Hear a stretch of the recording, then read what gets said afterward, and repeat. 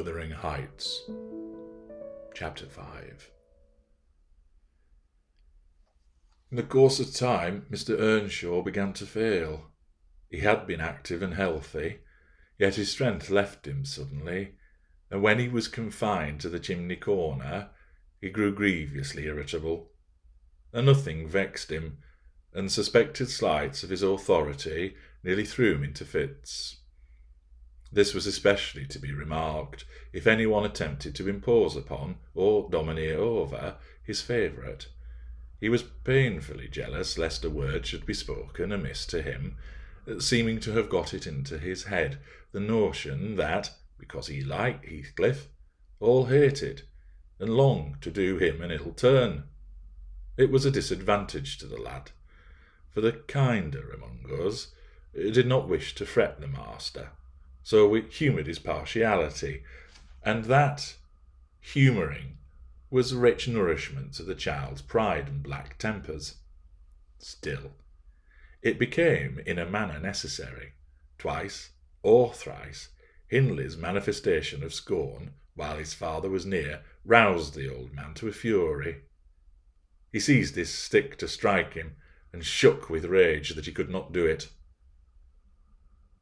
At last, our curate — we had a curate then who made the living answer by teaching the little Lintons and Earnshaws, and farming his bit of land himself — advised that the young man should be sent to college, and Mr. Earnshaw agreed, though with a heavy spirit, for he said, Hindley was naught, and would never thrive as where he wandered. I hoped heartily we should have peace now. It hurt me to think the master should be made uncomfortable by his own good deed. I fancied the discontent of age and disease arose from his family disagreements, as he would have it that it did. Really, you know, sir, it was in his sinking frame. We might have got on tolerably, notwithstanding, but for two people, Miss Cathy and Joseph, the servant. You saw him, I dare say, up yonder. He was, and is yet most likely, the wearisomest self-righteous Pharisee that ever ransacked a Bible to rake the promises to himself and fling the curses to his neighbours. By his knack of sermonising and pious discoursing, he contrived to make a great impression on Mr. Earnshaw, and the more feeble the master became, the more influence he gained. He was relentless in worrying him about his soul's concerns, and about ruling his children rigidly. He encouraged him to regard Hindley as a reprobate, and night after night he regularly grumbled out a long string of tales against Heathcliff and Catherine, always minding to flatter Earnshaw's weakness by heaping the heaviest blame on the latter.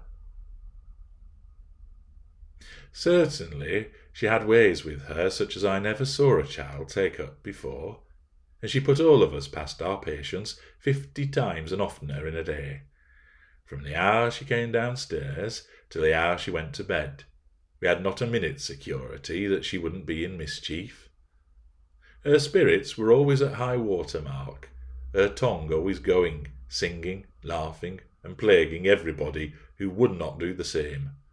A wild, wicked slip she was, but she had the bonniest eye, the sweetest smile, and lightest foot in the parish, and after all, I believe she meant no harm. For when once she made you cry in good earnest, it seldom happened that she would not keep you company, and oblige you to be quiet that you might comfort her. She was much too fond of Heathcliff. The greatest punishment we could invent for her was to keep her separate from him, yet she got chided more than any of us on his account. In play she liked exceedingly to act the little mistress, using her hands freely, and commanding her companions. She did so to me, but I would not bear slapping and ordering, and so I let her know. Now, Mr. Earnshaw did not understand jokes from his children. He had always been strict and grave with them, and Catherine, on her part, had no idea why her father should be crosser and less patient in his ailing condition than he was in his prime. His peevish reproofs wakened in her a naughty delight to provoke him. She was never so happy as when we were all scolding her at once, and she defying us with her bold, saucy look, and her ready words, turning Joseph's religious curses into ridicule, baiting me, and doing just what her father hated most, showing how her pretended insolence, which he thought real, had more power over Heathcliff than his kindness. How the boy would do her bidding in religious curses, and his only when it suited his inclination. After behaving as badly as possible all day, she sometimes came fondling to make it up at night. "Nay, Cathy," the old man would say, "I cannot love thee. Thou'rt worse than thy brother. Go, say thy prayers, child, and ask God's pardon. I doubt thy mother and I must rue that we ever reared thee." That made her cry, at first, and then being repulsed continually hardened her, and she laughed if I told her to say she was sorry for her faults and begged to be forgiven. But the hour came, at last, that ended Mr. Earnshaw's troubles on earth. He died quietly in his chair one October evening, seated by the fireside. A high wind blustered around the house and roared in the chimney. It sounded wild and stormy, yet it was not cold, and we were all together. I, a little removed from the hearth, busy at my knitting, and Joseph reading his Bible near the table, for the servants generally sat in the house then after their work was done. Miss Cathy had been sick, and that made her still. She leant against her father's knee, and Heathcliff was lying on the floor with his head in her lap. I remember the master, before he fell into a doze, stroking her bonny hair. It pleased him rarely to see her gentle, and saying, "Why canst thou not always be a good lass, Cathy?" And she turned her face up to his, and laughed, and answered, "Why cannot you always be a good man, father?" But as soon as she saw him vexed again, she kissed his hand, and said she would sing him to sleep. She began singing very low, till his fingers dropped from hers, and his head sank on her breast.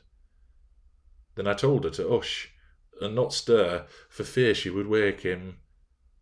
We all kept as mute as mice a full half-hour, and should have done so longer. Only Joseph, having finished his chapter, got up and said that he must rouse the master for prayers and bed. He stepped forward and called him by name, and touched his shoulder, but he would not move. So he took the candle and looked at him.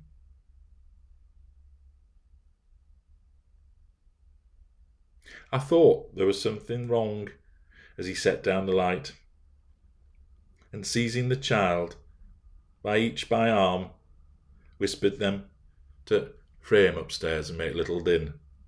They might pray alone that evening. He had something to do. "I shall bid father good night first," said Catherine, putting her arms round his neck before we could hinder her.